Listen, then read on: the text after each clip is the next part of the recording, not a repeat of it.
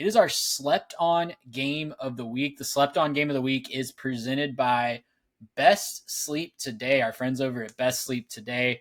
If you're tired of being tired, guys, Dr. Mason over at Best Sleep Today can help. You can talk to the team at Best Sleep Today about how you can return to quiet, restorative sleep without a loud, bulky CPAP or expensive surgery.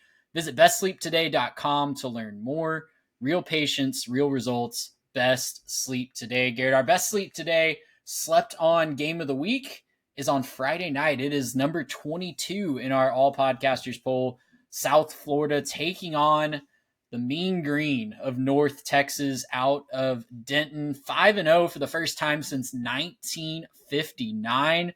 Dang, all the way near back to where they're going back to Back in the Future. Back to the Future. That's saying something about how historic this start is for UNT. They're letting class out at noon on Friday, Garrett. They're all in at a school that's not typically all in on football. But USF, on the other hand, is all in on football. And they have been all in on football for the last few years. They received a ton of credit for their start, rightfully so, knocking off Boise State, knocking off Florida in the swamp. Didn't go as well against Miami, but you knew the run had to run out at some time against that gauntlet of a schedule.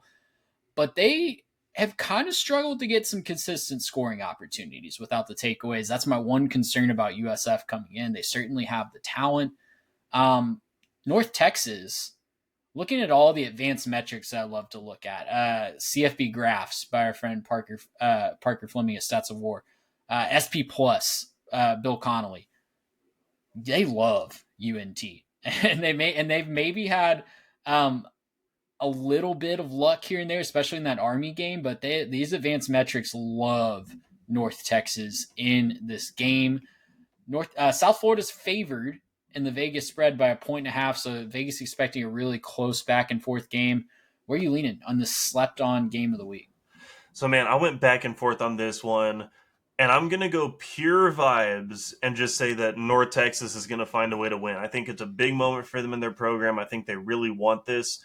And it's really encouraging to watch the fan support show up. It's been something that's been a problem up there for so long. They have not been able to get fans to show up to their games. They haven't been able to get people to care. And they're starting to sell out some sections. And there's a tweet that I saw where the guy was out there listing out which sections had already sold out. And it was a pretty long list. So I'm excited about this game. I think that UNT is going to show up and make it something big. Here's kind of where I went back and forth. So UNT is averaging 8 more points per game and 2 fewer points per game allowed. So thinking just on some of those numbers, it should be a little bit of a lean towards UNT.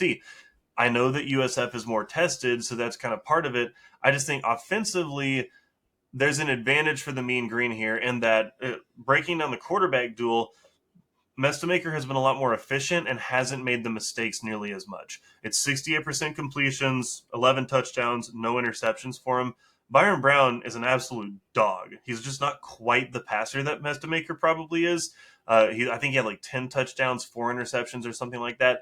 But he's doing a lot on the ground to make up for it, right? And so there's a lot that he can do running the football that I think gives them a big chance to win. And a big reason why I almost took USF to win this game is because a couple weeks ago they played Army. UNT played Army. And they gave up 387 total yards on the ground. Now, I think Army ran the ball dang near 70 times. But it was still 5.8 yards per carry. Like, they were really running effectively and consistently. They're somewhat vulnerable on the ground. They've looked better in a lot of different spots, but they are somewhat vulnerable on the ground.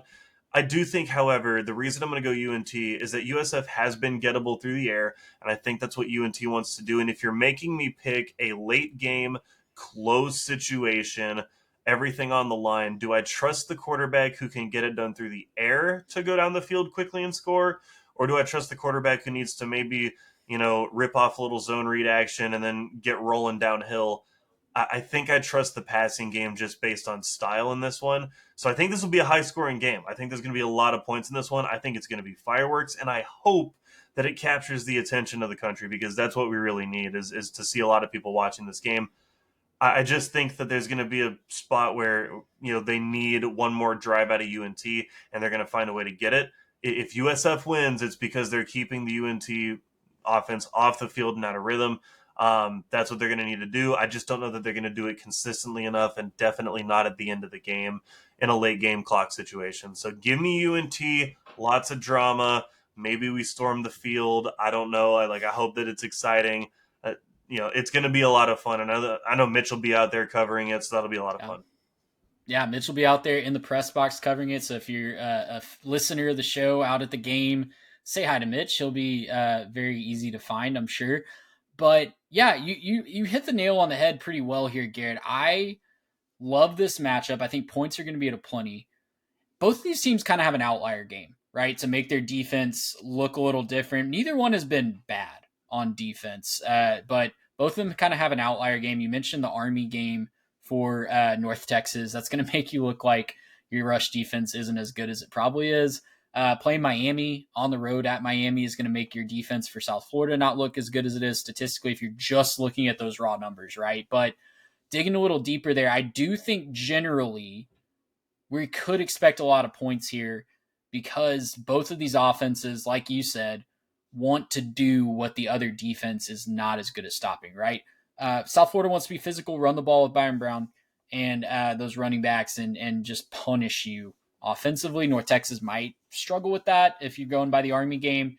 And UNT wants to air it out with Drew Mestamaker and ride his arm. South Florida might struggle to stop that. We even saw that a little bit against Boise State, right, in that opener. So the deeper thing to me that I'm looking at, and this is where I think is going to decide the game, South Florida struggled to put extended possessions together without takeaways. They've really struggled to put the longer drives together, drive the field on teams.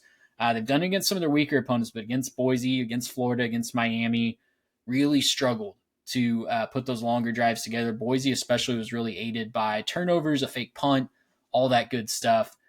But North Texas can't get off the field. They're 123rd in the country in third and fourth down success on defense. So it's truly going to be a battle of immovable force versus a stoppable object, I guess. Or I probably said that backwards. But it's whoever can win that battle of what you're not typically good at, I think is going to win this game.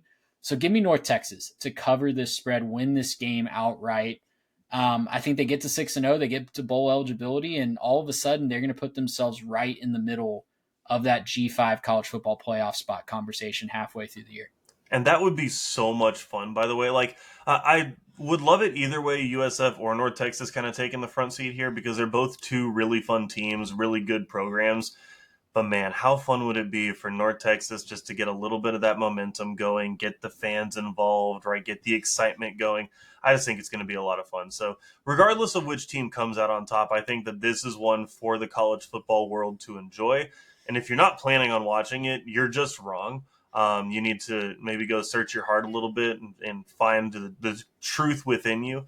I understand that, at some point, it's a Friday night, so you're maybe, sacrificing these in favor of, making sure you can get your Saturday. But this is not the Friday night to sacrifice. You got to go make your plans on Sunday or something because this is too good of a game to pass up.